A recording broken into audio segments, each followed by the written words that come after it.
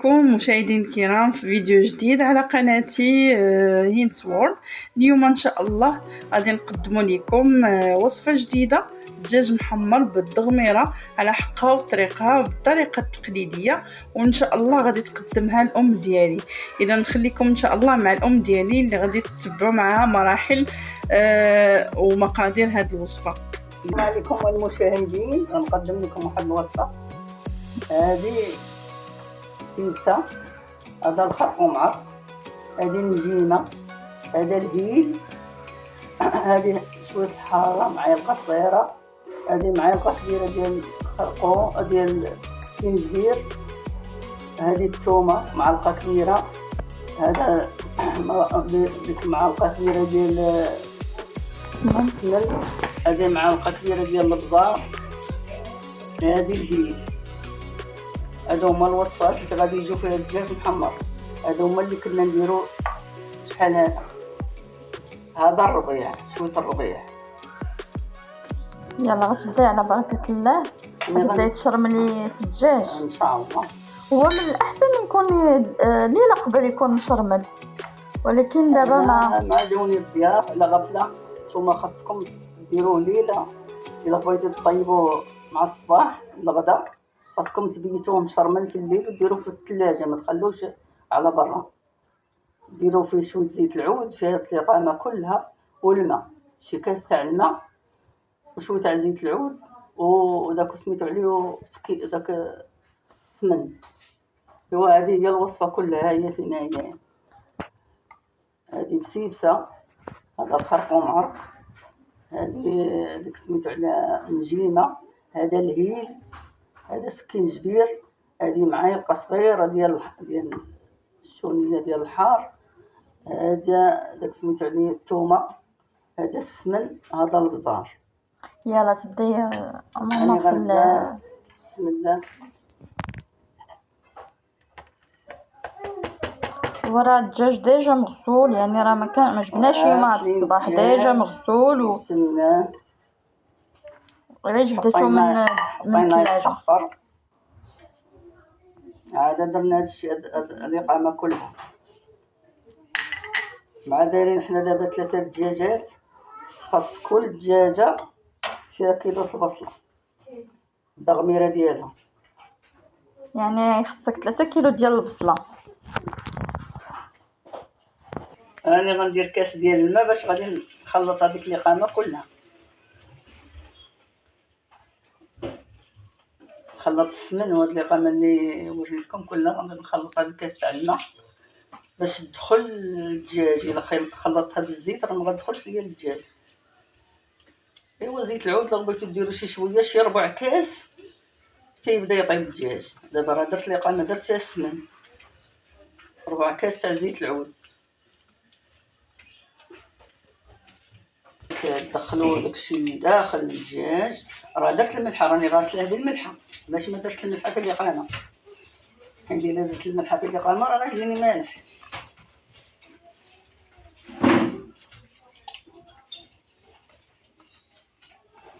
فرقوا الجلده ديال الدجاج على جهه الخوضه وتدخلوا ليها الإقامة مزيان باش يجيكم كلشي داكشي بنين.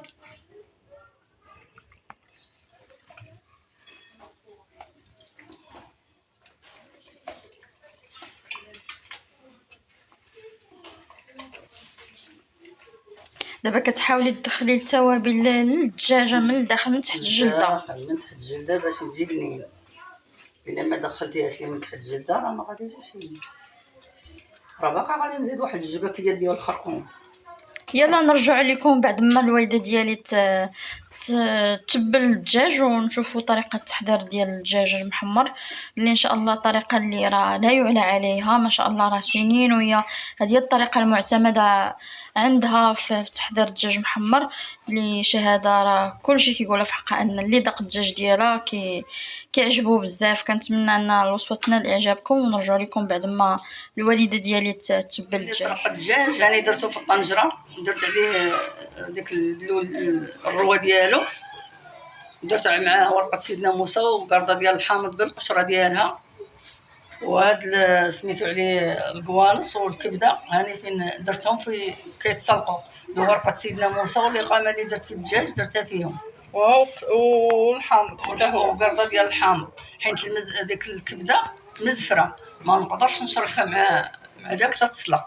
ملي غتسلق نقرضها ونديرها في الروه ديال الدجاج. وانا الدجاج دابا تا نحيدو عاد غندير البصله. وشحال غادي يطلب تاع الوقت؟ غادي يطلب حيت الدجاجات كبار غادي يطلبوا يعني على حسب وربع. الدجاج. هنا عندنا شحال عندك من كيلو؟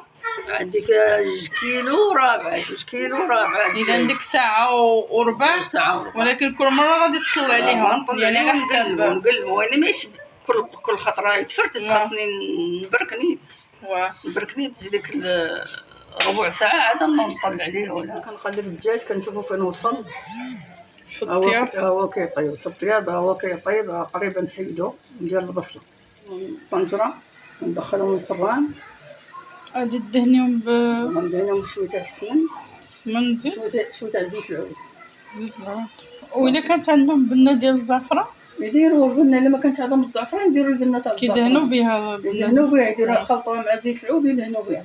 باش كتعطي له داك اللون الذهبي وتعطيه المذاق. هنا 3 كيلو ديال البصله، حيت كل دجاجه خاصها كيلو ديال البصله.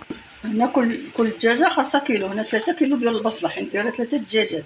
دابا المرقه اللي طاب فيها الدجاج انا غندير فيها البصله وتبقى تدغمر. غندور ونحرك تدغمر. ندير لها شويه قرفه خليها تدغمر.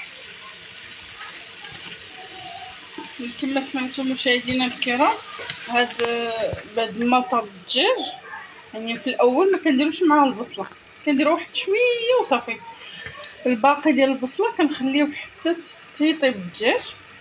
كتحيدو من الطنجره ومن بعد كتضيف البصله مشلضه وكتبقى تخليها طيب على خاطرها. ومن بعد غادي باش تغمرها. شنو كتضيفي معاها في الاخر؟ ندير الجعوده تاع القرفه، حيت الا درت الغبره غادي تكحلها ليا. وناخذوا من الاحسن ناخذوا نوعيه جيده من القرفه تكون عوال شويه السكر صافي. كتبقاي تحركي فيها تحضيها على تحرك. دوك الوريقات ديال سيدي موسى نحيدوهم صافي باش ما يجيوناش. البريده ديال الحامض حتى هي اللي طاف فيها الدجاج نحيدوها حتى هي. حيت كنديرها بالقشره ديالها. واحد القرده ديال الحامض بالقشره ديالها كنحيدها. ولا كانت شي جلده تاع الدجاج كنحيدها. ودابا كتبقاي تحركي فيها تتبان لك راه ولات. المهم كنحصلوا على ضغميره جيده يعني ما يبقاش المرق فيها بزاف. لا هنا كما كتلاحظوا هنا راه رمات ماما هنايا عود تاع القرفه وغادي تضيفي عاود واحد السر عاود من اسرار الطبخ. شويه المسكه حره قالت لك كتجي خطيره في المذاق ديال الدجاج. يعني عشويه ماشي بزاف. من بعد من تقرب طيب البصله غادي ترمي الكبده ودوك طابت القانصه مع الدجاج مع الكبده حيت القانصه قاصحه صاي. غادي ترمي غير الكبده حيت القانصه طابت مع الدجاج. ومن بعد ان شاء الله نعم غادي نوريكم الطريقه النهائيه. اما العسل اما السكر. ومن بعد غادي يبقى لينا الدريساج ونقدموا الطبق النهائي. هنا كما كتشوفوا شنو دهنتي الوالده؟ زيت العود وشويه السمن. كاين اللي كيبغي يدير الزبده. الزبده زوينه يخلطها مع زيت العود يدهن بها. المهم اللي كانت متوفره عندكم الزبده اللي كانت متوفره عندكم زيت الزيتون حتى هي مزيانه كتعطي حتى هي لون ذهبي للدجاج. خلطي الزبده مع زيت العود. هنا دهنتيهم مزيان وان شاء الله غادي تدخليهم الفران ان شاء الله. وغادي نرجعوا لتقديم الطبق النهائي الرئيسي ديال 3 4 العواشق ديال الثاني. حيت عابره ما اللي بقى غنديرها. هنا شنو الدور ديال السنيده؟ تجي حمرا باش تجي معلكة. معلكة. وتعطي لها داك اللون ديال تعطي اللون ديال البصلة، ما تبقاش بيضة، تبقى تولي ذهبية. تولي ذهبية. ونتمنى من الله يعجبكم هذا الشيء ويجي على خواطركم. بالنسبة لزيت الزيتون ضفتيه؟ ضفتو على الدجاج. وي. وهاد البلو هاد المرقة راه ديال الدجاجة اللي طبخت فيها البصلة. ها هي تبارك الله كي دايرة، هاي سير تعسلها مع القوينصات وشوية وغندير فيها الكبيدات هنايا.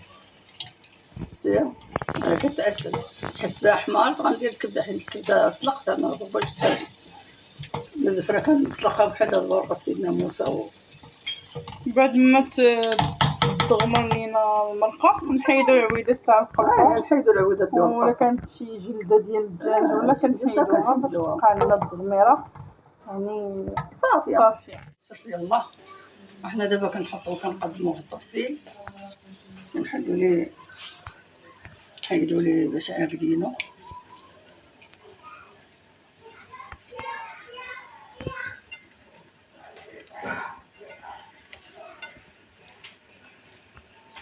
ضروري خاصو يتعقد من الرجلي باش ما يتحلش. يتحل يتفرتت كله، إلا عقدتي راه ما يبقى صايم.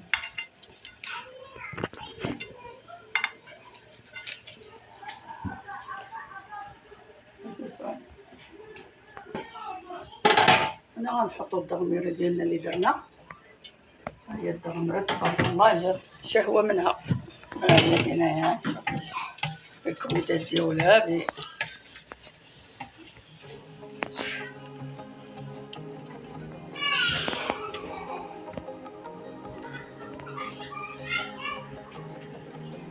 ما درتش الزيتون. نتوما راه بغيتو ديرو الزيتون اختيار ديالكم. هذا غير الكبده والكانصه ديالنا حتى الدجاجه.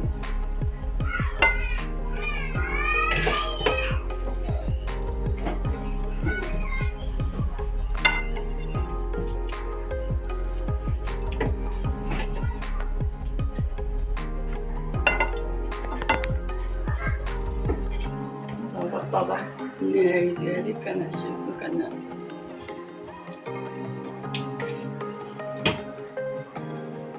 هو الطبق الاخر ديالي.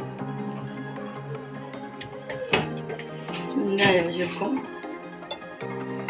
نتمنى من عند الله يعجبكم ان شاء الله يا رب. جربوا غادي تشوفوا واش غيعجبكم ولا لا. طبقوا عاد غادي تشوفوا.